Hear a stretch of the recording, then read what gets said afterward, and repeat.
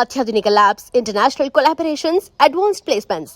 మీ dream career ని reach అవ్వడానికి మీ best choice Godavari global university. Hello. Hi Ranjith, నేను స్వాతిని. హాయ్ స్వాతి, ఎక్కడి నుంచి? హైదరాబాద్ నుంచి. మొన్న మా మమ్మీ నేను మీ ఊరు వచ్చాం. మరి కలవలేదే? ఎలా కలవమంటావు?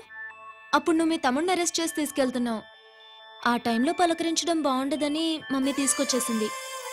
ఏం చేశాడు నీ తమ్ముడు? వాడి తప్పేం లేదు. నా మీద కోపంతో వాడిని ఇరికించారు. వారం రోజులు అంతా సాల్వ్ అవుతుంది. వాడు రిలీజ్ కాగానే నువ్వు మీ అమ్మతో మా ఇంటికి వచ్చినట్టు నేను మా అమ్మ నాన్నలతో మీ ఇంటికి వస్తా, ముహూర్తాలు పెట్టించడానికి.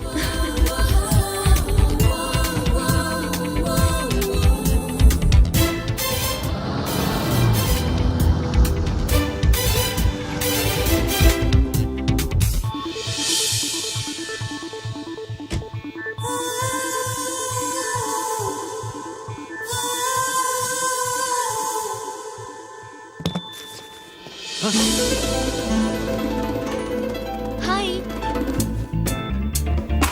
ఏంటి లగేజ్తో సహా వచ్చేసావు? ఏజ్ బారవక ముందే తొందర పడదామని. అందుకని చెప్పా పెట్టకుండా ఇలా దిగిపోవడమేనా? ముహూర్తాలు చూసుకుని దిగడానికి నువ్వేమన్నా మూడు ముళ్ళతో రెడీగా ఉన్నావా? ఉమ్? అందుకే ఎదురుగా ఉంటే నీకు ఇన్స్పిరేషన్ గా ఉంటుందని వచ్చేసా. ఎవరు? రా.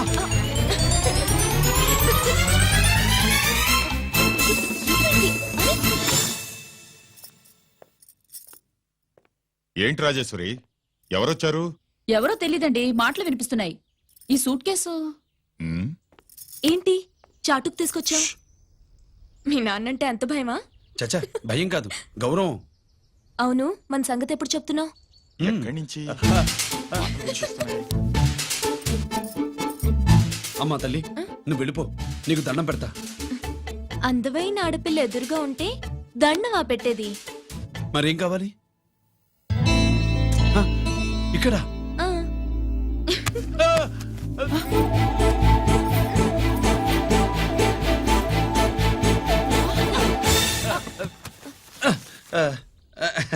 అదేంట్రా, పోలీసు వయ్యుండి దొంగాటాడుతున్నావు?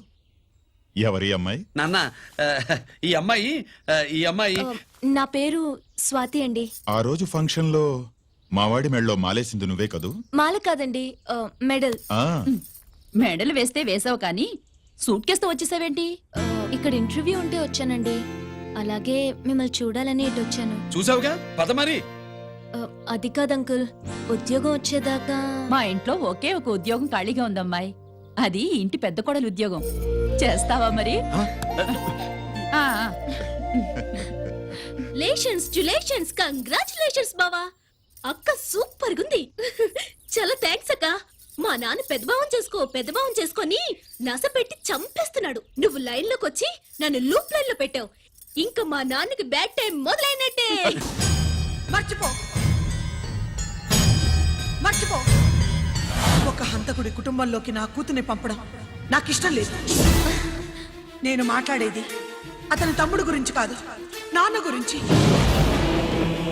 14 ఏళ్లు పాకిస్తాన్ లో యుద్ధ ఖైదీగా ఉండొచ్చిన ఆర్మీ ఆఫీసర్ మమ్మీ ఆయన. కాదు, మీ నాన్నను చంపినందుకు 14 ఏళ్లు తీహార్ జైల్లో శిక్ష అనుభవించిన ఖైదీ. మీ నాన్నను చంపింది తనేనని 10 మందిలో ఒప్పుకోవాలి. మనకి క్షమాపణ చెప్పాలి.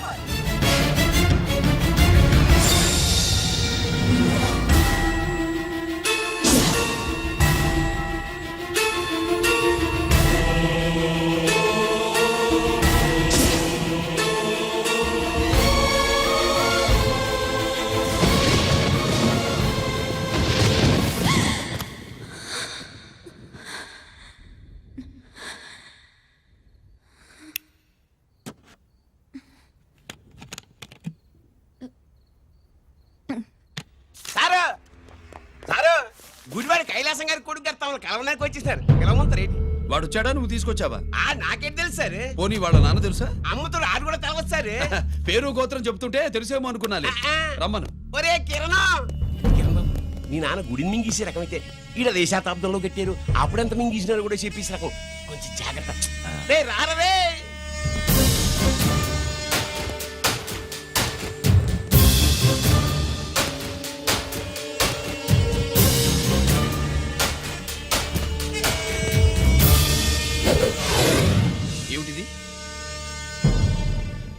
దీన్ని సూట్ కేస్ అంటారు.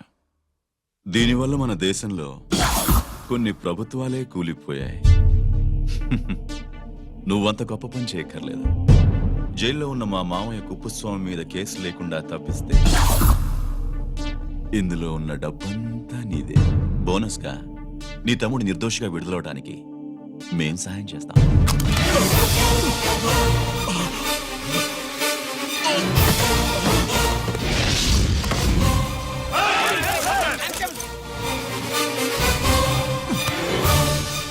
ఏయ్, దీన్ని పిస్టల్ అంటారు. దీనివల్ల కొన్ని దేశాల్లో విప్లవాలే వచ్చాయి. దీనికి సంఘ వ్యతిరేక శక్తుల్ని కాల్చి చంపిన చరిత్ర ఉంది. నీలాంటి వాళ్ళని ఎన్కౌంటర్ చేసిన బ్యాక్గ్రౌండ్ ఉంది. మీ తమ్ముడి జీవితం మా చేతుల్లో ఉందని తెలిసి కూడా ఎదురొస్తున్నావా? నీ జీవితమే నీ చేతుల్లో లేదు. నా తమ్ముడి జీవితం గురించి నీకెందుకురా వర్రి? నోకరాజు, సరే సూట్ కేసు లోపల పెట్టి మాత్రా ఎత్తి వీడి నెత్తిన పెట్టు.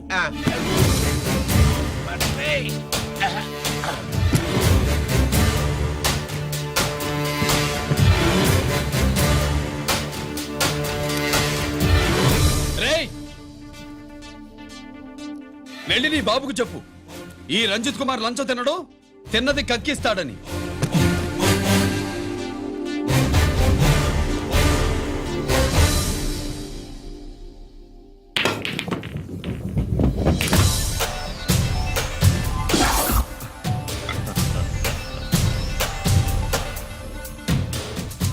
రూల్స్ పాటించే పోలీస్ ఆఫీసర్వి, రూల్ తప్పి ఆట ఆపావేంటి? నీకు ఆడడం తెలుసు, నాకు ఆడుకోవడం కూడా తెలుసని నీకు చెప్పడానికి. బాల్ని పాకెట్లో వేసే క్యూ నీ చేతిలో ఉంది. లాకప్లో తోసిన వాళ్ళని ఎర్రగొట్టే లాఠీ స్టిక్ మా చేతుల్లో ఉంటుంది. సూట్ కేస్ తిప్పి పంపించావు కదా, నిజాయితీ పరుడి ఫేస్ ఇలా ఉంటుందని చూపించడానికి వచ్చావా? అవినీతి పరుడి ఫేస్ ఎలా ఉంటుందో చూసి వేటు తప్పదని హెచ్చరించడానికి వచ్చా. ఏంట్రా మేం చేసిన అవినీతి? టెండర్లు పాడి నాసిరకం ప్రాజెక్టులు కట్టి జనం డబ్బు వృధా చేస్తున్నావా? హాస్పిటల్ కి కల్తీ మందులు అమ్మి సొమ్ము చేసుకుంటున్నావా? ఆయుధాలే కదా అమ్ముకుంటున్నావు. దీనివల్ల ప్రజలకేంటి నష్టం? ఆ నష్టం కళ్లకు కనిపించదు. తుపాకీ తీవ్రవాది చేతిలో ఉంటే అధికారులు భయపడుతున్నారు. మంత్రులు, రాజకీయ నాయకులు ప్రాణాలు గుప్పెట్లో పెట్టుకుని పాలన సాగిస్తున్నారు. తీవ్రవాదికి భారతదేశంలో కొన్ని రాష్ట్రాలే భయపడితే, ఉగ్రవాదికి అమెరికా, బ్రిటన్ లాంటి అగ్రదేశాలే వణికిపోతున్నాయి. దేవుడిచ్చిన తెలివితేటల్ని ఇలా ఆయుధాలమ్మి కోట్లు గడిస్తున్నారు. నీలాంటి వాళ్ళ ఆట కట్టించడానికే దేవుడు నాలాంటి ఆఫీసర్లను పుట్టిస్తాడు. నీలాంటి ఆఫీసర్లని చెస్ బోర్డ్ లో పావుల్ని కదిపినట్టు కదిపి మా ఇష్టం వచ్చిన చోటికి ట్రాన్స్ఫర్ చేయించే కెపాసిటీ ఉన్న పార్లమెంటేరియన్ని నేను. ఆల్రెడీ మీ తమ్ముణ్ణి బోనెక్కించా. మాట వినకపోతే ఏం చేస్తావు? ఏం చేస్తావు? నీ ఇంటి పేరు గుడివాడ, నీ ఊరు గుడివాడ. చెప్పరా, గుడివాడకి ఏ పక్క నీ అడ్డ? హనుమాన్ జంక్షన్ వైపా, పామర వైపా? ఈ సైడ్ అయితే ఆంజనేయ స్వామికి బలిస్తా, ఆ సైడ్ అయితే ఉయ్యూరు షుగర్ ఫ్యాక్టరీలో క్రష్ చేస్తా. Count your number of days.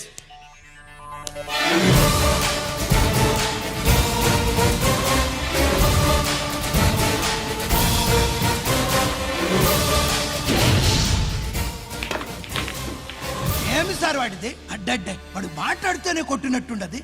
నిజంగా కొడితే మురుగా ఎట్టుండునో. వాడు కాదు, మనమే వాడిని కొట్టాలి. చావు దెబ్బ. దవళ సులభం కదప్పా. ఇదిగో వాడు కుప్పుస్వామి చేత రహస్యాలు చెప్పిస్తాడని నాకు పెరియ నమ్మకం. కుప్పుస్వామి జైలు నుంచి కోర్టుకెళ్ళడు.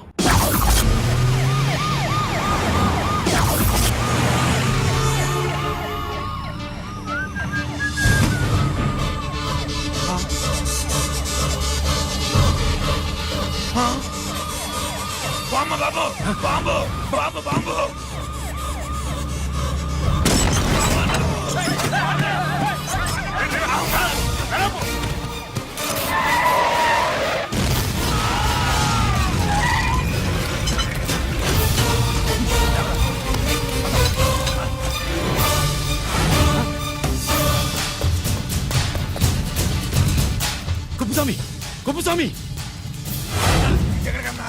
రేయ్ గిరి, ఆగు! ఎక్కడ తీసుకెళ్తావన్నా?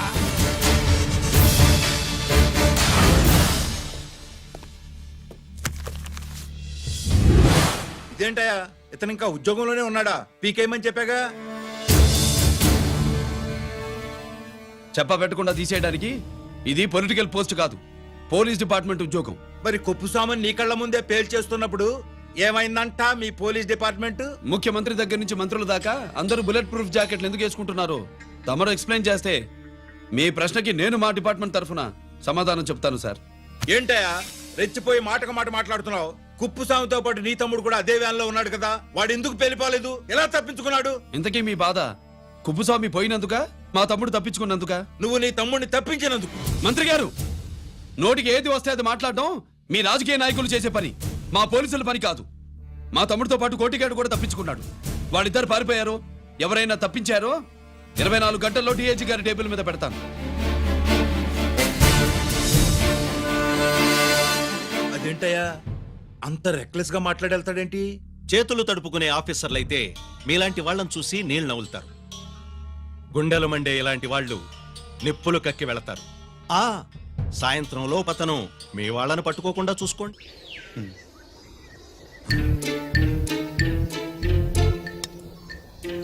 ఈ ప్లేస్ ఏంటి?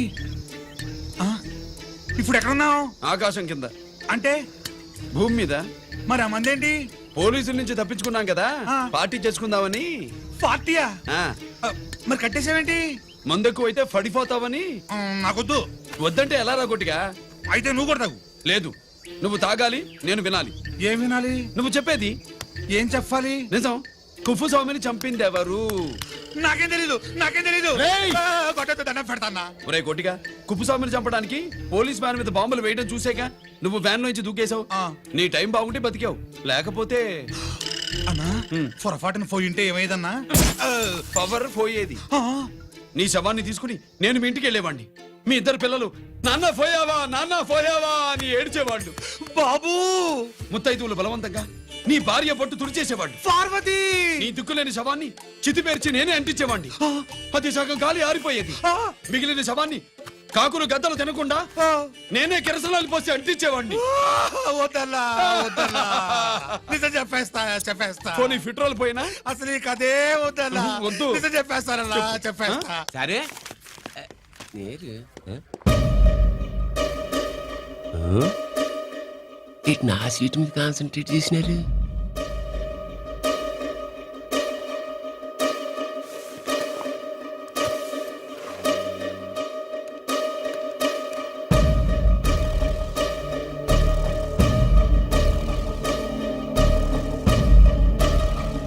జీకే గారు, శ్రీ నోకరాజు ఇన్ఫర్మేషన్ నోట్ చేసుకోండి.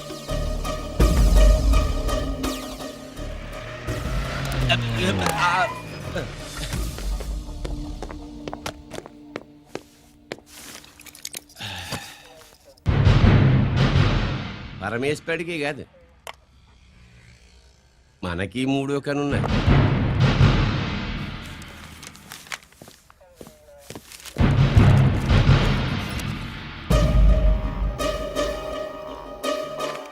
హలో నాన్న బాసు, సీన్ ఒకరికి మాట్లాడు.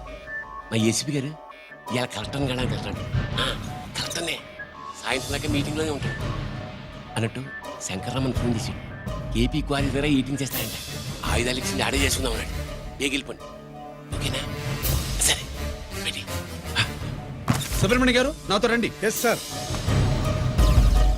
సీక్రెట్ గా కంప్యూటర్లో నా బొమ్మ చూసేయడం కాదు బాసు, రేపు ఆంధ్రదేశం అంతా పేపర్లో పబ్లిక్ గా నీ బొమ్మ చూసి చేస్తా.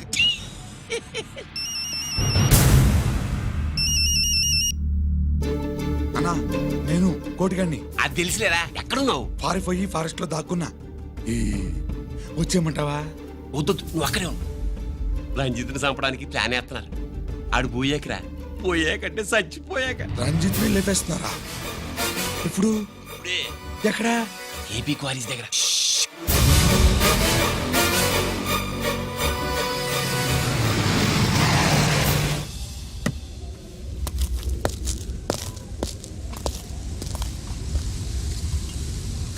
ఇక్కడే ఉండండి సార్.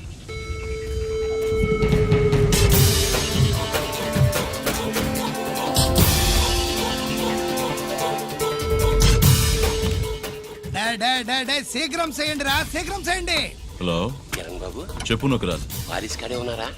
మా ఏసీపీ ఎక్కడికి వస్తున్నాడు. ఏమిరా చూస్తారు, తొందరగా చెయ్యండి.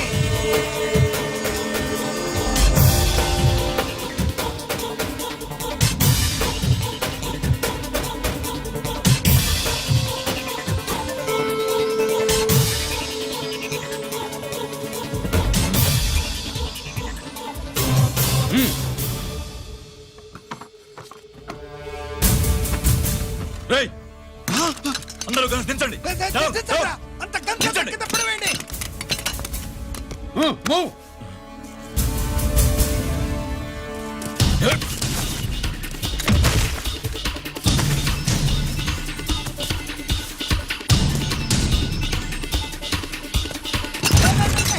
దించండ్రా. వాడు బుల్లెట్ తో చావకూడదు. ప్రమాదంలో డైనమైట్ పేలి బాడీ పీస్ పీస్ కావాలా, అప్పుడుదా మనం సేఫ్.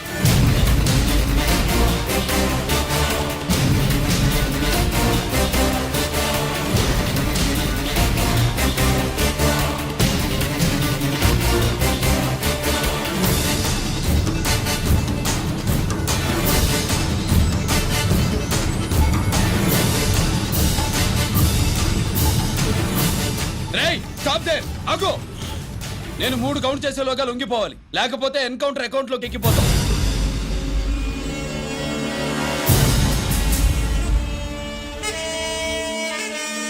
1 2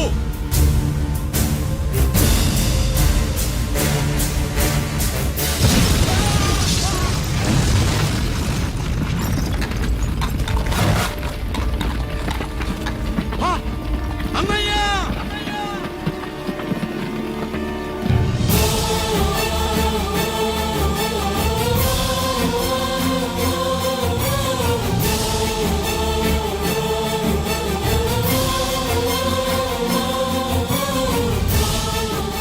శ్యామల త్వరగా బ్లడ్ తీసుకురా తొందరగా.